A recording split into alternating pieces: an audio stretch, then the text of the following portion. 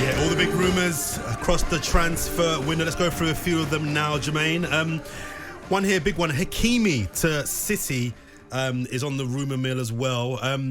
We know that Cancelo won't be returning to Manchester City. Big rumours that Kyle Walker may not be there next year as well.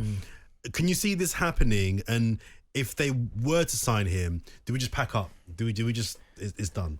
Pack up anyway. sign him or not, I think we pack up.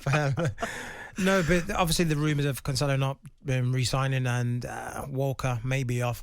I think they have to look in that area for sure, because we can see how hard the league is when you are not fully squad depth and got a strong squad. How important injuries, when they come, you need players who can fit in that in those positions. And Hakimi is probably one of the best right backs in the world. I think he is the best. Yeah, right and with Man City, with all the possession that they get and going forward, that's just another armour in the in the chin. It's another weapon, isn't it? Weapon. Yeah, they're considering making a bid for him, and they won't. Apparently, they will not hesitate to pay a big fee for the Moroccan international. So, yikes! And also, just to add to that as well, also rumours that Manchester City have agreed personal terms with RB Leipzig's Croatian centre-back Joska Gvardiol, 21 years old. Now, again, one of the... I wouldn't put him in the top bracket. Stand-up form as the World Cup, wasn't he? He was brilliant in the World Cup. Yeah. I don't think he's put in that top group yet, but I think in 2 or 3 years' time, if he was top 3 in the world, that wouldn't be a surprise to anybody. I think it's clear that Laporte will be moved on this summer, but you've still got... and John Stones not being a conventional centre-back anymore, there's definitely a slot there for a centre-back to come in and fill a void there. Oh, 100%. And what he can do as well, as a centre-back, bringing the ball forward, just fits into Man City's style of play, Pep's, tactics perfectly. So that would be, for them, a fantastic signing. And again, just strengthening the team. So like I said before that, if you thought Hakimi was a pack-up, if this one comes in, let's pack up as well. It's done, isn't it?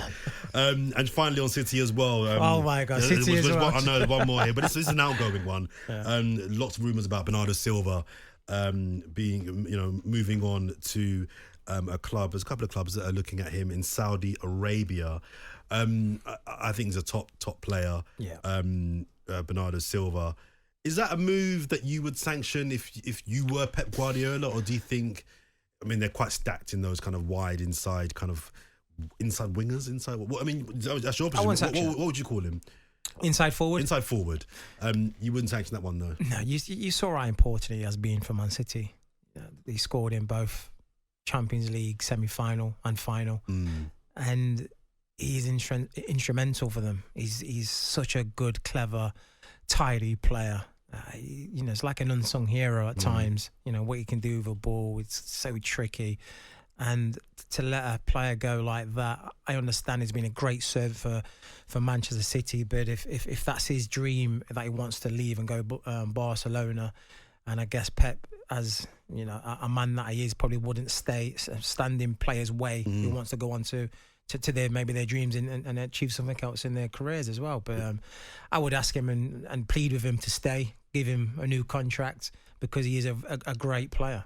I think it wouldn't surprise me, actually, if we know that Gundogan has moved on. As I mentioned before, big player. They are big players, but it wouldn't surprise me if they moved them on, because I think, and I'm just guessing here, the thinking from Pep Guardiola might well be, we've reached the top of the mountain, and if we're going to maintain that or do it again, I need players that want to reach that top. And I think the difference, and you'll know better than me, the 10% difference in having done something as opposed to wanting to do something may be worth letting some players go who quality-wise are elite, but I don't say comfortable may be a bit rude, but versus some players who are up and coming who just are going to give you everything because they want to. Do you know what I mean? Win a treble next season. And therefore moving on some top players just keeps it fresh, keeps it getting in new players is key. And like I said, freshen up that midfield, because you saw it can get stagnant at times. You saw with Liverpool. Yeah. When Jordan and Fabinho and Thiago was all at their peak, how good Liverpool were.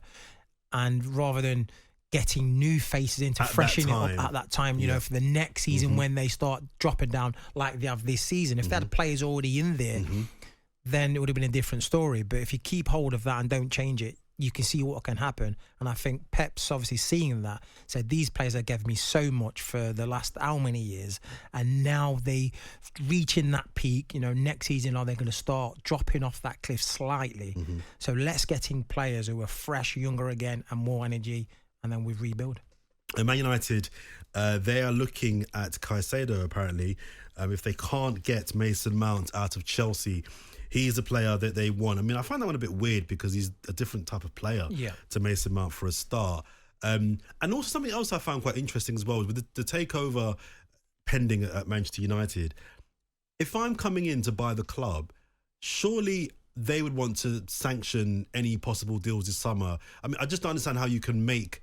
It's like me selling my house to you, but just before you buy it, I build an extension. It's like, well, no, you might not want an extension on the house. So surely they want to, I don't know, hurry up and get this takeover done first, and then let the owners decide who comes in and who goes out. Or do you think they haven't got time to wait? They've got to make moves now and just hope that the new owners are happy with whoever comes in the interim? Yeah, I'm not really sure what happens in that part of the part of the football world. But what I can guess is that the owners would have had a conversation with the new buyers, saying that we're either going to give X, Y, Z to the manager for the transfer kitty, or the owners are putting that in, knowing that they're going to get that back from the sale anyway. So it's I'm not quite sure, but yeah, it's an interesting one.